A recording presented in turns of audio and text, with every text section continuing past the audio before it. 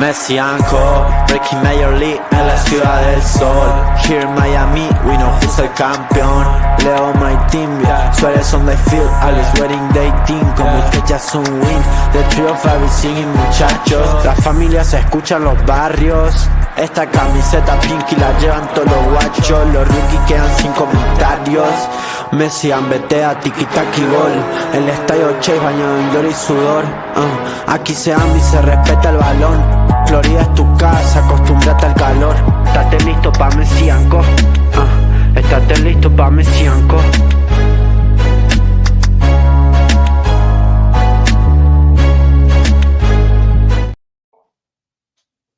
Hello, everybody, and welcome to a special midweek episode of Messi & Co. I'm Ashley here, as always, with my incredible co-hosts Gian and Matt, and we're recording this Tuesday. So how is everyone's Tuesday? It is Tuesday, I have to right? answer that question? Yeah, no, it is Tuesday. Yeah. It feels like the end of the world. Monday's not the new right Friday. now. Yeah, no, Monday's definitely not the new Friday this week.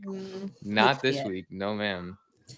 We're in the bad place. I have mixed emotions as far as how I'm feeling, because one of my teams sucks and one of my teams is really good.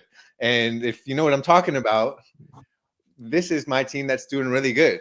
My other team is in not shambles. We're in the bad place. We're in a bad place. So, but other than that, I'm doing really good, and I'm just happy. I'm happy that to have this opportunity to be able to talk about the many things that are wrong with Inter Miami and how we think that this team can hopefully look better. There's always a bright side. There's always a little bit of positivity that we'd like to throw in there. Look at this, Matt. He wins He wins an El Clasico with the Travis Scott jerseys, and then all of a sudden he's talking like he's like Mary Poppins. If this was a week ago, he would have been like, this was not something I was expecting. Gun up, like saying like, get rid of him, get rid of him, get rid of him. Now he's like, it's true. It's true. Great.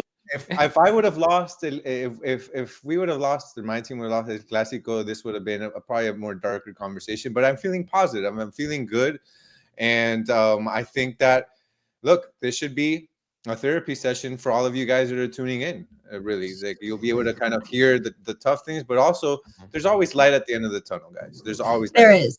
I know. So no, you're right. It's true. I mean, you know, I just don't see it right now. Yeah. What is I just don't. We have to remember sometimes, like, what is the name of this show? Messi & Co. How lucky are we as South Florida citizens that we get to have? And I mean, I know it sounds kind of like, you know, like ticky-tacky, but the truth of the matter is like, how lucky are we that we get to have the greatest player of all time play for us, who's still playing like an absolute freaking beast. I actually want to piggyback off what you said, because it's funny, because I've also actually thought about that as well. Like, I want to pose this question to you guys before we get into everything that we're going to say today. If you knew that we were going to sacrifice some things, like going through these hardships with, and maybe certain coaches that maybe we weren't 100% aligned on, and personnel choices and this and that, would you, and again, we gotta, you know, you have some silverware, would you have taken all of this that we're in now to be able to see and have the privilege of seeing Messi here in Miami and in the US? Yeah, me too. Matt? No, I agree. Yeah. That's insane. The ability after you grow up, and he's still playing so good. Yeah, like you've watched so many years of Messi in Europe, and to have that privilege to have him here, despite everything that some of us may see, some of it as baggage and stuff, right? At the end of the day, we're experiencing something historic. That's the way I see it. Amen. I agree. We're very lucky. And he is playing at a very high level still. Obviously, the pieces around him and everything else is more so the problem. And that's what we're going to get into today. But I think that was a great start to your point, Gian. Like Messi, like la cabra, right? So we'll take what we can. Matt, you were the one who, I mean, we all had a busy weekend, but you were able to watch most of the Minnesota match. And I caught parts of it. But Inter Miami obviously fell to Minnesota 4-1 in Minnesota, in what was looking like a really fun, exciting atmosphere, which is no surprise, obviously brings the heat. There was no Luis Suarez, and a game that seemed like it was out of reach for most of it. What did you see? And yeah, what are your overall thoughts? Hit us with it. Like, you can cook. I don't even know where to start because I think Mascherano honestly misunderstood us when most of us were like, oh, okay, like Suarez should sit a game. Like he should probably sit a game. Like I think he misunderstood us because he sat a game, sure. But then like there was nobody there. Like there was nobody to take his place. There was no Obando. We didn't have a number 9. We didn't have a forward. And no, but like you said, the game was lively. I mean, like the stadium was packed. It looked like a really nice stadium, to be honest. And Inter Miami were pretty much in control for the beginning of the game, and then we instantly, in like the matter of seconds, minutes, it completely like flipped on us, and we just lost. We just lost it. I mean, we just weren't able to create. We literally we had own goals scored on us. We had Lujan in the back, like completely getting out of position. We had Jordi Alba were putting in crosses. It was just a very, very disappointing, a very awful performance from Miami, which is getting a lot of people riled up, which got myself very riled up afterwards in the fact. And it just goes to show you, even though this Minnesota team was a really, really good team, and I can't deny that, I can't take it away from them. It's like it's really, really hard to take a positive out of this game, and it's getting to a lot of people. It's not just it's not just the fans and stuff, but it's even getting to people like David Beckham in the media. Let's talk about that. Yeah. Minnesota put out a tweet saying Pink Phony Club. Great song, by the way. Great song. Clever, but definitely probably like not 100% necessary, but more so than that.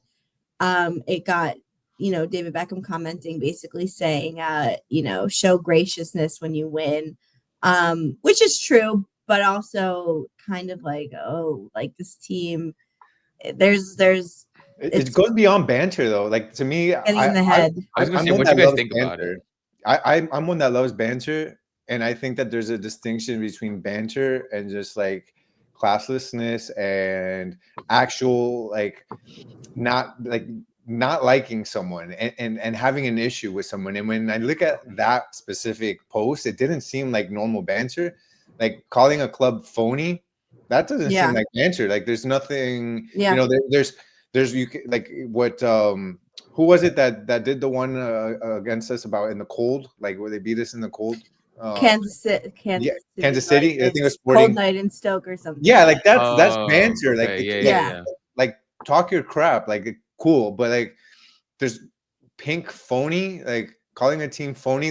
I don't see any banter like behind that. To be honest, they called us Pink Phony Club, and then they had like a tifo that said history over hype, and then culture over cash. Yeah, that's not banter though. That's and I'm like, that's genuine, like not liking. Dislike, for some reason where like we didn't do anything, but it's like envy, right? Like it seems like an envious club, and it actually makes them look bad at the end of the day.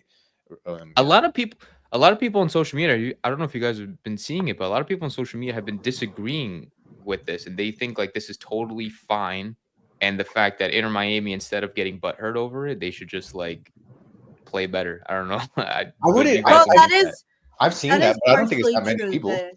The performance on the pitch was like, I think disgraceful is like a strong word, but I would say like incredibly uninspiring, and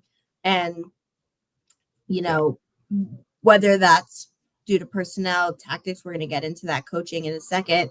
It was not a good performance.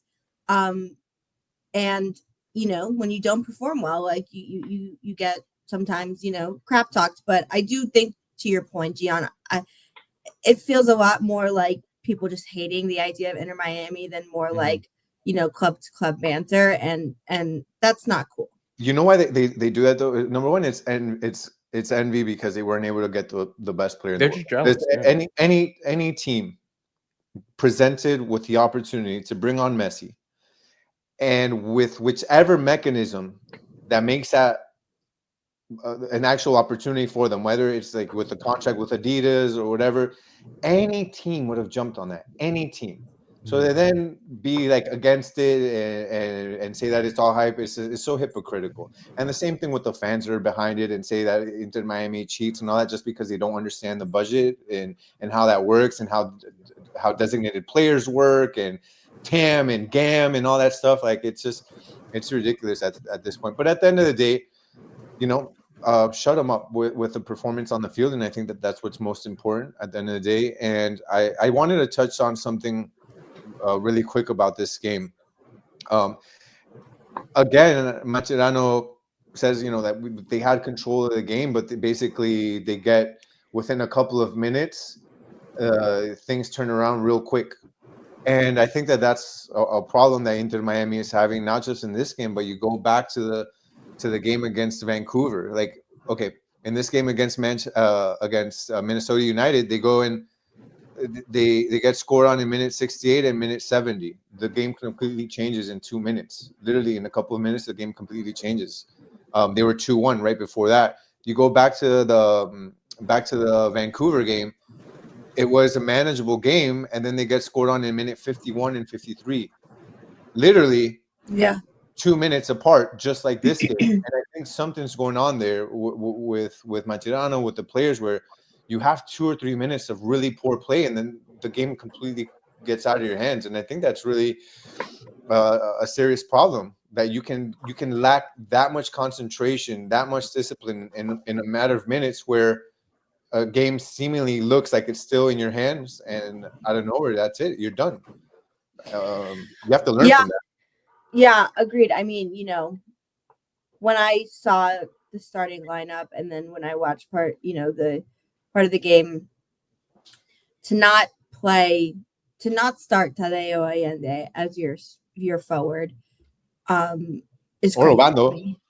But apparently Obando had a bit of an injury, and because Fafa had to pull out, they needed to make sure that they filled the bench, and so maybe the idea was that he was never going to play Obando because of his injury, which is fine, which happens.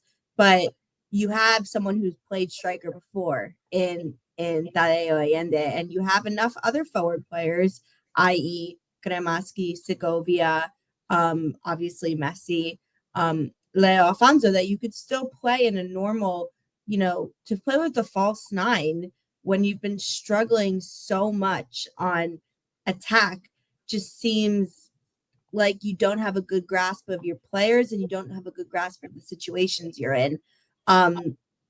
I'll say this, and we're going to talk about it in this kind of the next segment, which is going to be kind of like Mascherano, like what's going wrong, and is he, what are the problems? I'll say, as clear as day, and time will only tell, but to continuously not play Ian Frey for Chelo Wengat is such an inherent bias and malpractice coaching that deserves to be called out. Because, and again, it's nothing against Chelo, and he does have good games and good moments, but game after game, Ian Frey is clearly a better option. He is a better option as an attacker. He's a better option as a defender. He knows the game more. He creates more chances. And when you need someone, and with the limited players, and the, knowing you have a very strong system around Messi and what he's creating, you need someone that you can depend on. And it's not Chelo, but because, and I'll say it, and if I'm wrong, I'll take it, but because of his passport, and because his name is not Ian Frey, and it's, it's not Chelo Frey, or it's not, freaking Bob Frey, he gets chosen every single time. And if you want to disagree with it and say I'm wrong and you can show it to me, that's fine. I'm open to it. But there's such an inherent bias right now on our team with playing international, specifically South American players over qualified players who have shown that they are worth it to play. I think Noah Allen and Yannick Bright have done an amazing job of forcing their way in by being so excellent. But if we're calling a spade, Ian Frey is the same level as them two. He's just not getting the same options. I want to hear what Matt has to say about that, because he's talking about Argentinian players. Look, I would always defend my boys, right? I'm always going to defend Argentinian players, but I think Ashley is right to an extent. I never want to believe, like, I want to be under the delusion that there isn't a bias because of Argentinian. I want to believe that. Like, I want to believe that there isn't a bias. Me too. Right? But I can see where you're coming from and how a lot of people can have this can have this idea, right? But because like Chelo, at the end of the day, as the biggest Chelo hater on the face of this planet, like I don't think he's a terrible player, and I can't sit here and be like he's a terrible player, but there's just more bad than good about Chelo compared to Ian Frey, who I just feel like keeps showing us the good stuff. Like Ian Frey is constantly giving us good performances. He's giving us things that we like, things that we want to see. He's flat, like he's flashy. He's good on offense. He's good on defense. Chelo literally scored an own goal, and like Yeah. it ruined everything. Like this, like it just ruined. Back-to-back goals, right, for him? I guess so. Yeah, I guess so. So take it how you want it, but it's everything is just it's just not right. And like you said, props to Allen and props to Bright for literally forcing their way into this team, because they're playing so good that Mascherano can't bench them for any good reason. But Frey has to be one of those players. Redondo has to hit the bench. I don't want to see Chelo and Redondo on this team anymore. Like, and that's just pure. Or starting every week as your top 11. Yeah, I need to see Chelo hit the bench. I need to see Redondo hit. I need to see Segovia replace Redondo. And if you want to play the midfield three of with Busi and Bright, put Segovia next to them. And then up top, like, why are you playing a false nine with Benja and Segovia there, like with you? Like, that's not going to help you. Like, that's not going to, who's the forward? There's no forward. Segovia needs to go into the midfield. If Messi's going to play up top, I'd rather you play Leo Afonso up there. Like, if Obando's injured and you can't play Suarez, play Leo Afonso, play Tadeo Ashende, play Fafa Pico. I know he had a headache in this last game, but play anybody who can play in that position, not Segovia and Benjan Cremashi. Yeah. Like, and I also played without a forward, which is crazy. Just without a forward was crazy. And then he in the press conference, he was asked, like, how, like, you guys struggled, like, how was it playing, like, without a forward? Like, do you guys think, like, you lost because you didn't have a 9? And he was like, no. And I'm like, really? I'm like, you don't think a 9 would have, scored goals? And I don't know, like, I don't know. I can't. It's very hard to defend it. It's very hard to defend him right now. You're asking way too much of Messi when you have a whole season, you have important things, and like he can't. You've said this before, Gian. You can't expect him to play 100%, or excuse me, like 150% every match and be like the one scoring 3 goals. Like, at this point in his career and how this team is built, like that can't be your only way of winning. It can't be. That's literally the only way that this team can win right now, is expecting an outrageous performance from Messi, and that's not sustainable. That'll happen. He's always going to play good, I think. I'm yet to see a match where I'm like, Messi played poor. No, when people talk about Messi didn't play that good, what they really mean is he didn't have an incredible wasn't like Superman, match, right? Because right now, the way that this team is performing, the way that the personnel are being used on this, that's the only way that you can win. And going back to what I originally was saying, there are going to be games where he's going to do that. He's going to have an incredible performance. He's going to give you 1 or 2 goals. He's going to give you an assist, and he's just going to have an insane game. And he'll be man of the match, and he'll be on the MLS vote for goal of the week and play and all that stuff. Best 11. He'll do that. Then there'll be a game where he plays well, but he's just not that insane, of a level. And Inter Miami doesn't have a solution outside of that. And that's just not sustainable long term. He's not playing like Messi. And also, do you know what I think is the biggest issue with that? And we're not perfect by any means, but we have enough players where we should be creating more offense. We can improve and we can make some changes 100%. The roster can, but I think it is a coaching and a personnel choice issue right now, being totally serious, because there are enough players. Like, if Fafa can and has scored goals his whole MLS career, and every time he's got an opportunity to play this season, he's done it. And then he suddenly doesn't get to play. Segovia started good, but has, fallen off a little bit. Well, why didn't you play more of the other people? Yes, we just got rid of Robert Taylor and Julian Gressel, but Leo Afonso can score goals when you put him in. Obando, when he was available, can score goals when you put him in. Messi, obviously, moving people around, like, Jordi Alba, who does work incredibly hard every match for sure, in my opinion, has not been playing well recently. Yes, he got the assist Sunday, but he also made 30 mistakes that I saw. He just wasn't having a great game. And when those moments happen, you need to have your other side, or you need to have your right back be able to create offense and balance. And the one we have in right now isn't. And so when you're so reliant on two little things working perfectly, everything else fails. And you have enough talent in the team where you could be producing better.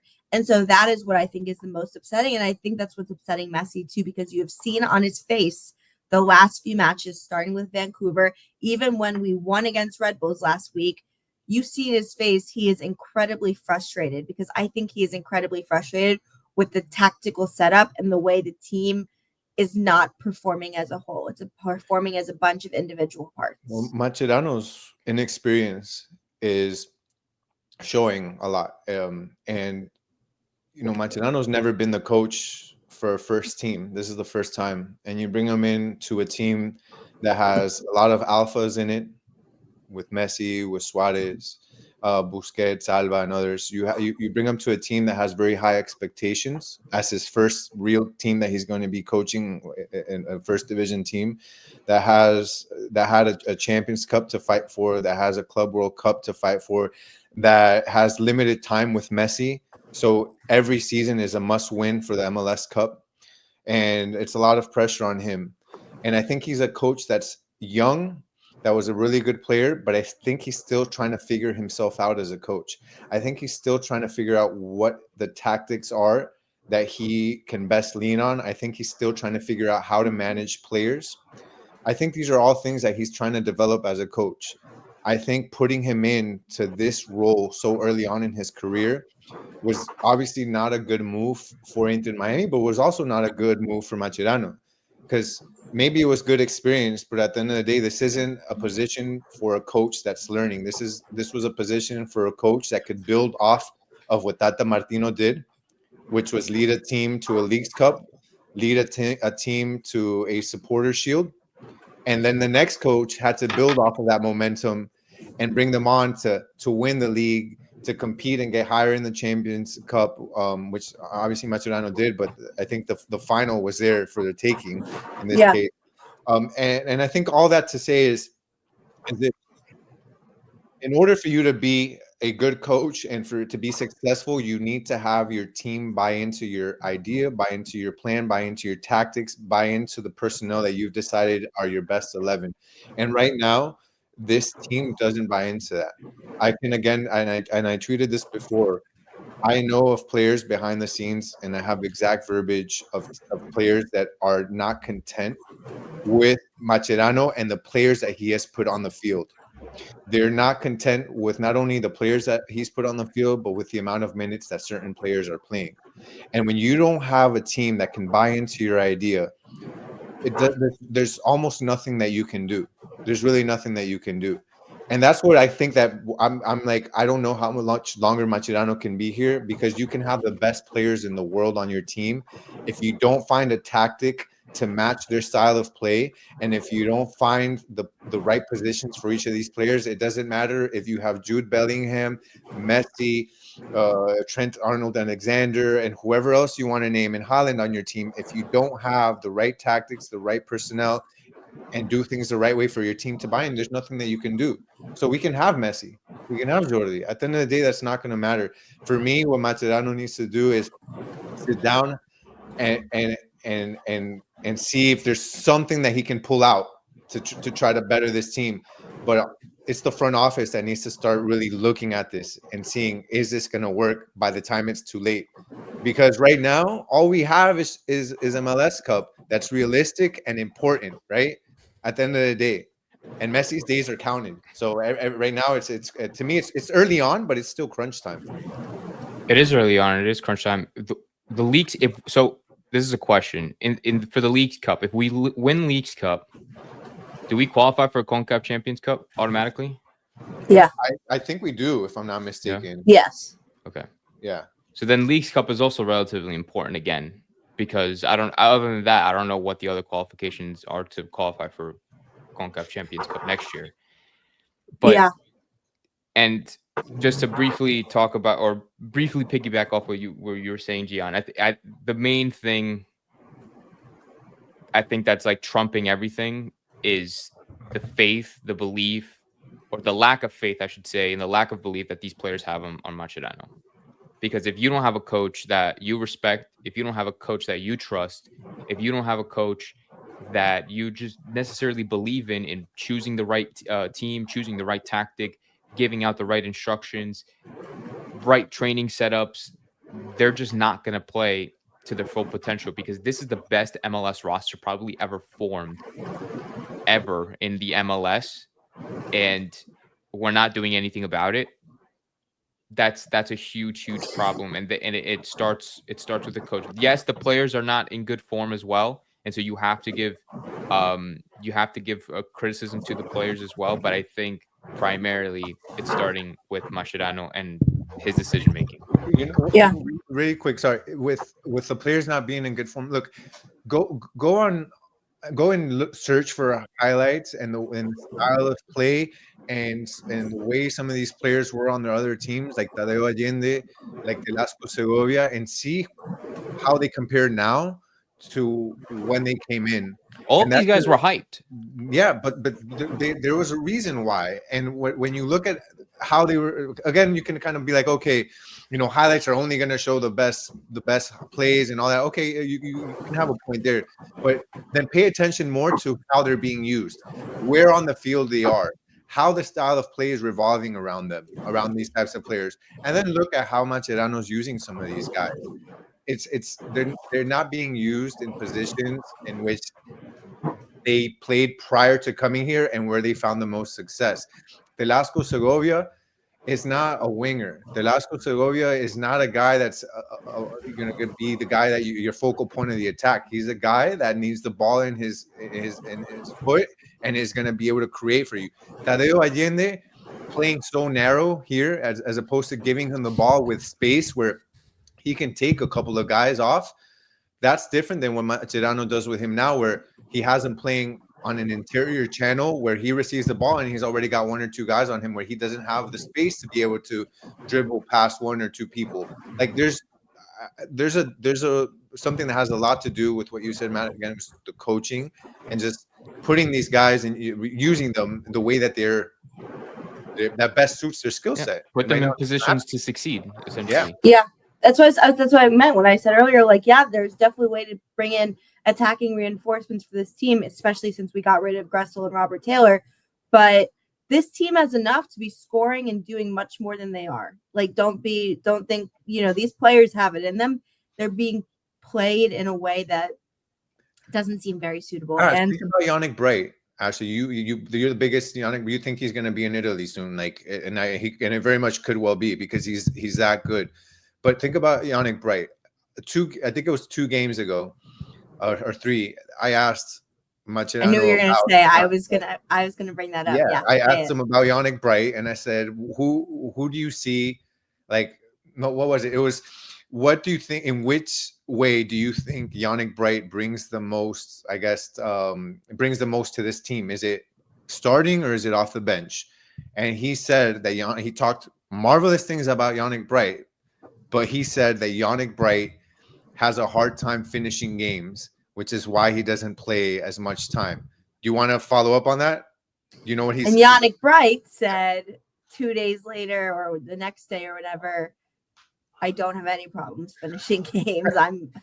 I'm 1 year into the league and I'm very young. I'm very energetic. Like basically all the, to say. He was saying he was playing 90 minutes before coming to Inter Miami. So excellently, amazing. And how hard is it for a player that if he, like Yannick Bright, that gets 20 minutes, 30 minutes one game, then gets 90, 70 the other, then gets no playing time the next.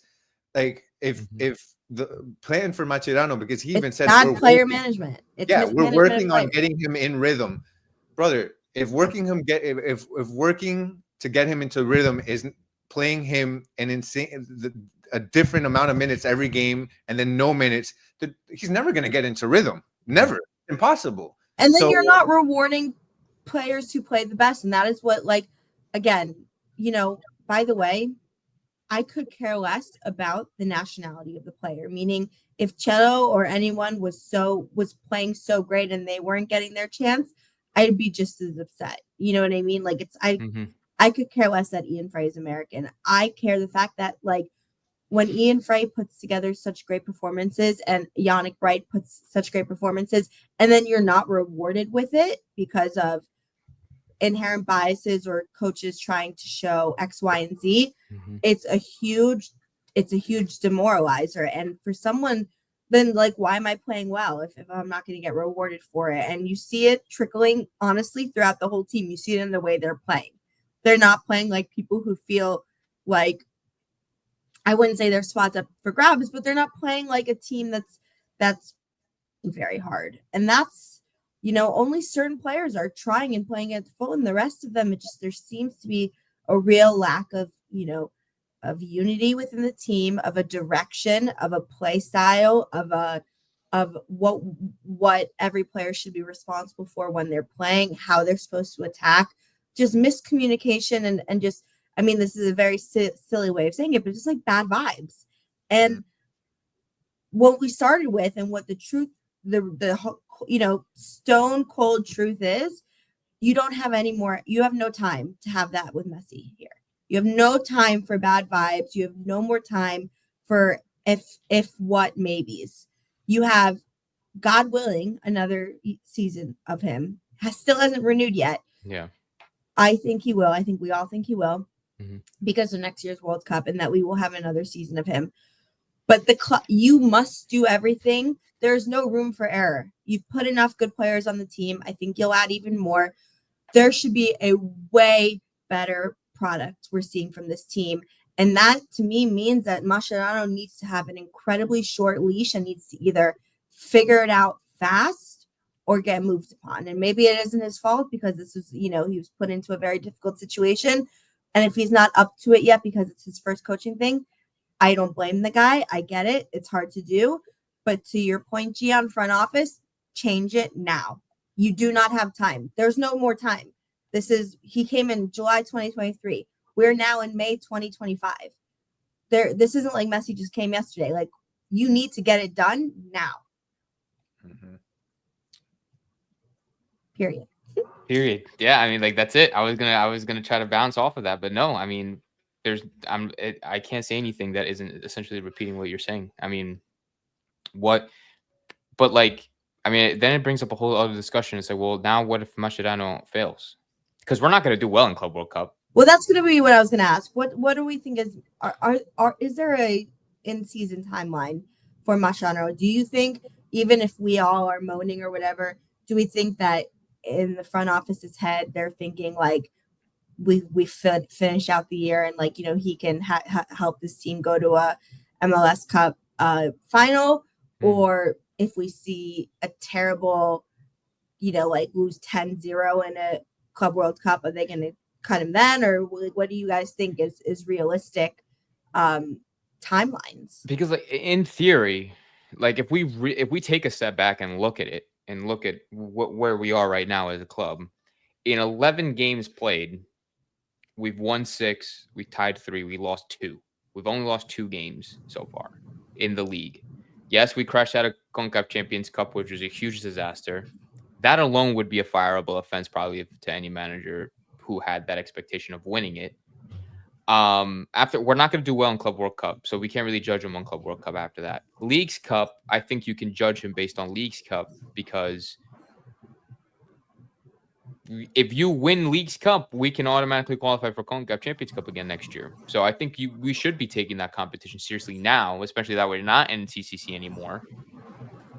And I think I mean, at this point, it's like, what other options do you have? Because even if we look at the timeline, if we talk about him being on a short leash and we say all these things about sacking him, it's like, who's going to come in? It's like, when are we going to get rid of Mascherano? And if we get rid of him, maybe after, let's just say Club World Cup, who are we bringing in that time? I think that even though we realistically don't have a shot of winning the Club World Cup, I would like to see Mascherano in the group stage look like a competitive team. And even if that means even if it's losing every game in the group stage, I just want to look competitive. The result doesn't matter. Like, Yeah, no, the it's result how doesn't we matter. play. I want to see, because look, at the end of the day, you can look good in defeat. There are teams, and it's happened before, where you see your team fight. They may end up losing the result, but you can be proud of what you saw on the pitch. You can be proud of the product. You can be proud of what they did. They may have lost 2-1 or 3-2 or 2-0, but damn it, they looked good. They had chances on the pitch. They just unlucky. Their goalie looked really good, and we couldn't score. Like, okay, I think that's what I want to see from Mascherano. I want to see this team start to look good. Because even in when you talk about the record, you said we won 6, tied 3, and lost 2. If you really think about it, there's 5 games right there. Almost half of the games we dropped points in. And that's not good. Even in some of these victories that we had, the team didn't look good. The team almost lost right at the end. Like, that's what I say about not just looking at like stats and not just looking at results, but also adding a bit more context to it and seeing what this team actually looks like when you're watching them.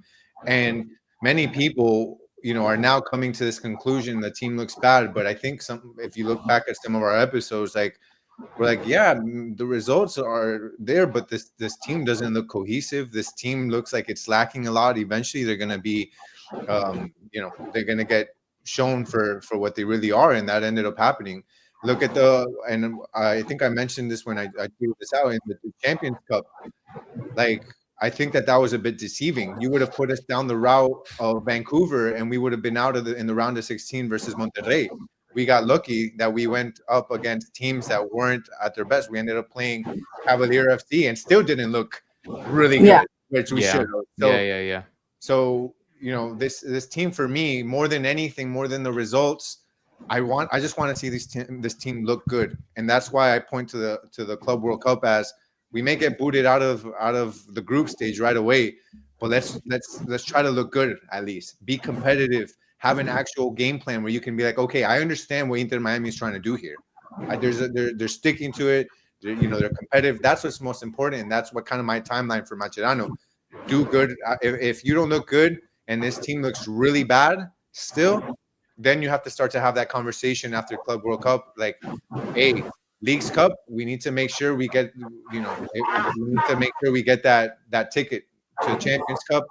And we need to make sure we win MLS Cup. Because right now, do you guys agree that right now, with this team how it is, you're not winning anything? Like, nothing. No, yeah. And you know how you can tell the most? Looking at Messi's face. Because he is so upset and he's frustrated. And I think it's a direct reflection of the fact that the team is just not putting a good product on the field.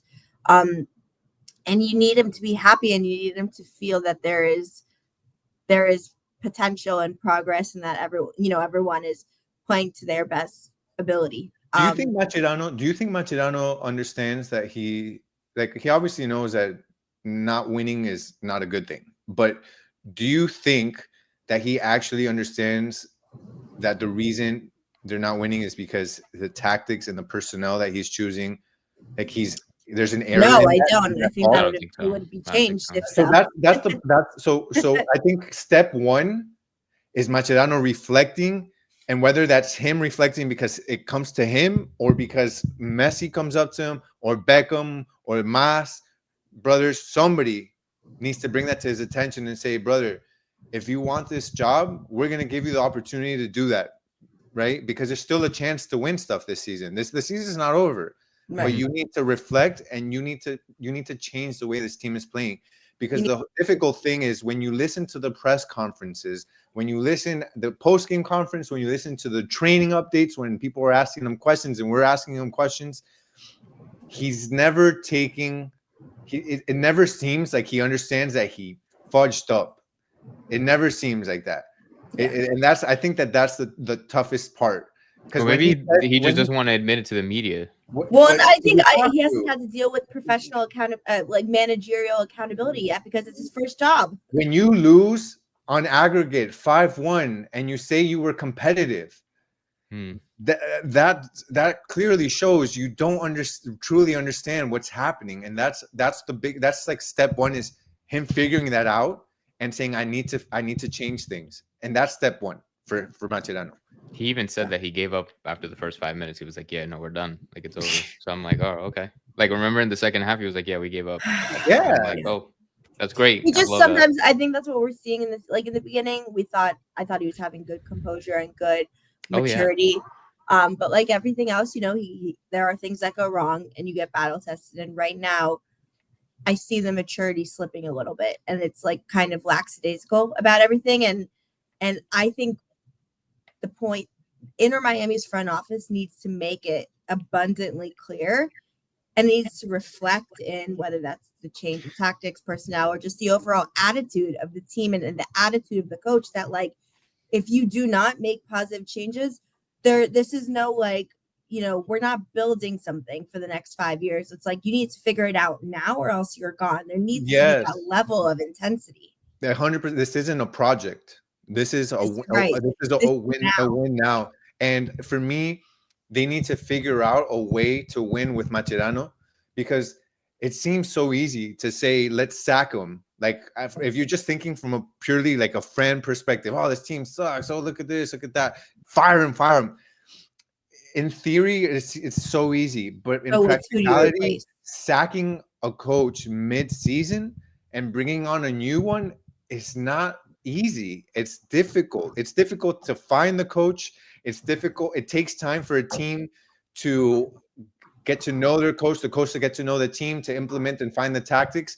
That's also very difficult. So best case scenario is figure out a way to win with Mascherano now. Even if you don't agree with him, even if you truly want this team to succeed, you need Mascherano to figure out a way to win. Sacking the coach is like the last option right now. Yeah. Mid season. So you need to see I agree. attitude and intensity up everywhere. Yeah, By 100%. everyone.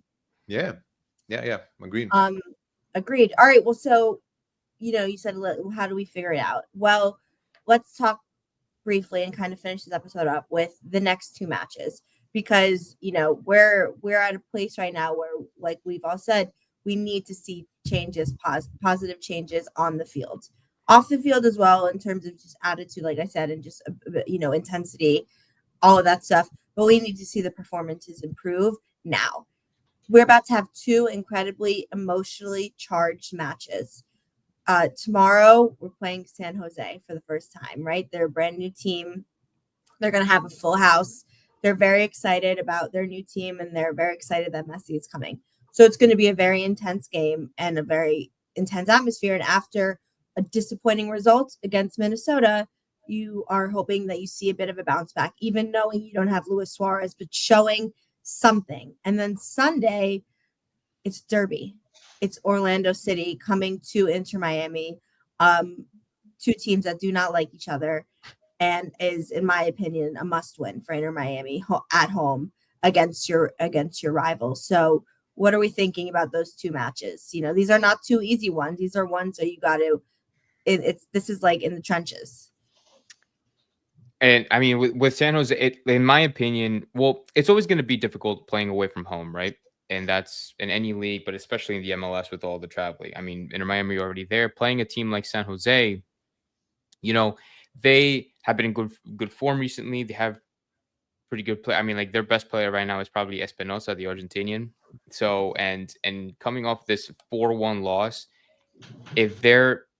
this is going to be hard. Like it's going to be hard bouncing back from that, but we're going to be expecting Inter Miami to be just like kind of hitting the ground running. Like we're going to expect something completely different. Like we can't go into the same mindset that we went into the Minnesota game into this game. We can't go with the same personnel. We can't go with the same tact. Like we can't do that. We have to hope that Fafa has healed from his migraine, and we have to hope that Obando has suddenly, healed from his hamstring injury or calf injury, whatever it is.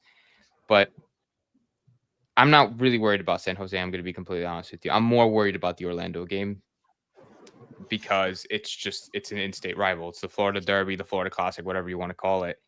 This is always going to be a competitive game. We have history with this team, and if we can't get results from these two games, like I don't know, like I don't know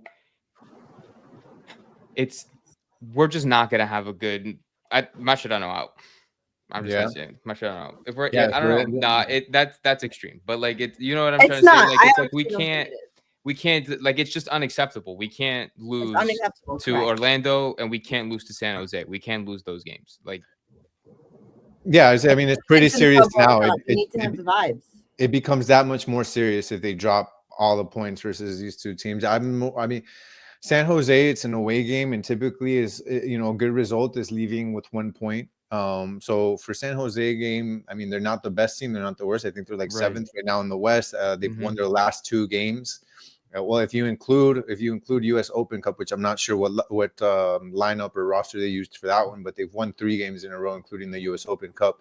The last 2 league games, 4-1 against Portland, and then against Colorado, they won 2-0. So they're in a bit of a roll for them, so they're in good form coming into this game. And then, as we say, it seems like every game that any team plays against Messi, they look like a team in their prime and then the best they've ever played. So any team wants to get up, they want to show Inter Miami who's boss. They want to show that having Messi on the pitch doesn't matter. So I can expect a tough game, but I'm more focused on Orlando, like you said, Matt. For me, the reason Orlando is so important is obviously the in-state rivalry, and it's going to be here in Miami. So at home, you're expecting a win, but more than anything, like with a team that's down on many aspects, right? A team that's still it looks like they're trying to find themselves, trying to find their best form, but it seems also like from a morale perspective, this team seems kind of down. To what Ashley said before, also thinking about how Messi has been reacting to some of these losses where he walks right off of the pitch, doesn't say anything to anybody, the way he's celebrating some of these goals with frustration as opposed to happiness. There's a big difference there. I think for everybody, a game like Orlando against your in-state rival, I think would be a giant morale booster and turnaround moment for this team. It can serve them very well, more so than anything that happens in San Jose.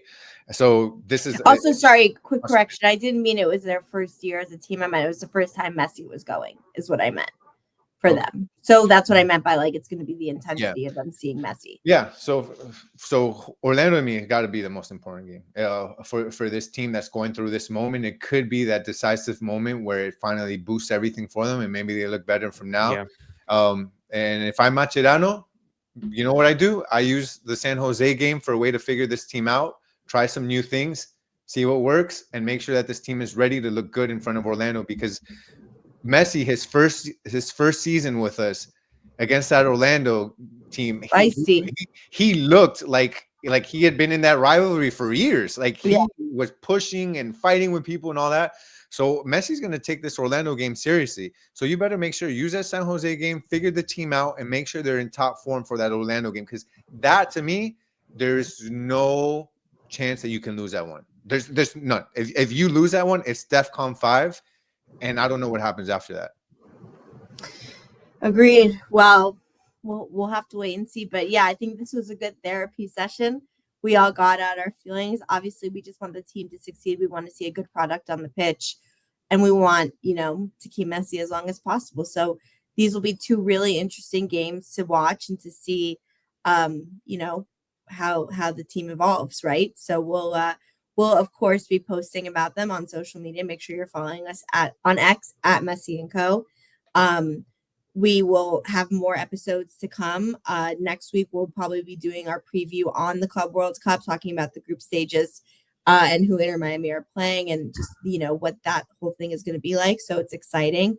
It is always an exciting time to be an Inter Miami fan, but now more than ever is when we just need to see, we need to see the team move forward. And what I want to ask you guys, as people who watch the show and participate and have really great soccer opinions yourself, do you think Mascherano is failing Messi? Do you think it's a tactic issue, a personnel issue? Do you think there's just a lot of things wrong? Do you think there are things that are right that are just being done wrong? Lots of ways to look at it. Is he failing him, and is there a way to bounce back from it? Can he unfail, right? Can they turn things around and get back on the positive foot? That's what we want to know. So don't answer it, Matt. No, I'm not answering it. No, we're gonna wait to see what mentally the listeners say. Stressed out. Mascherano's stressing me out, man. I can't deal with it anymore. I know it's only been like this is a rough month that we just have to get through, and hopefully we can just get through these 2 games. There's always tomorrow. Literally, there's a game tomorrow. Quite literally tomorrow. Yeah, And I that's mean, like at 10 o'clock at positive. night. That's like at 10:30. I know. So Yeah, I mean, this may have, there's obviously, we were having this conversation before the episode started, where when things are going right, we point out what's right. When things are going wrong, we think we have the responsibility to point out what's going wrong. And there's a lot going wrong with this team. But at the end of the day, I think that there's also, I'll start off the same way I started. I'll end the same way I started off the episode, with positivity. And I think that is still early on in the season, but it's becoming crunch time. And I mean, let's put some faith in Martin. Hopefully he can turn things around, because at the end of the day, that's what's in the best interest of this team. Not finding another coach right now mid-season, not him continuing to fail to prove anybody wrong. We need him to find the right way to manage this team. And if he does it right now, I think there's still time for us to win a couple more things this season. Yeah, no one wants to be more wrong than me. Like, I hope I'm proven wrong, Yeah. and the team does amazing. You know, Yeah. we're fans first. So, all I'm saying is that if I stay up until 1 a.m. tomorrow and we you fall lose asleep like every time 2-0, we have a late yeah, game because now. we're losing and the game's boring. You are what we call a And- 70-minute man. You around the 70th minute, we don't receive any more group texts from because you, and we know the it's game is you're because asleep. the game is over. We're losing 2-0. But we're like this. Like I'm like, I didn't have my ice cream, That's true. and Ice cream, yes. like no. Maybe we So can that's why celebrate. I'm gone. When we do a show next week, maybe we'll have 2 great games, and we'll celebrate by having some ice cream. Yes. Yeah, I hope so. I need some ice cream to make me happy at this point. If Inter Miami can't make me happy, ice cream will make me happy. That's true. So true. All right, cool. Well, then, yeah, let us know what you think. Thanks for watching this episode. We enjoyed filming it. It'll be an exciting couple of days for this team. And let us know what you think. So, yeah, for this episode of Messi & Co., I'm Ashley. That is Gian. That is Matt. And we will see you next time. See you guys. Bye.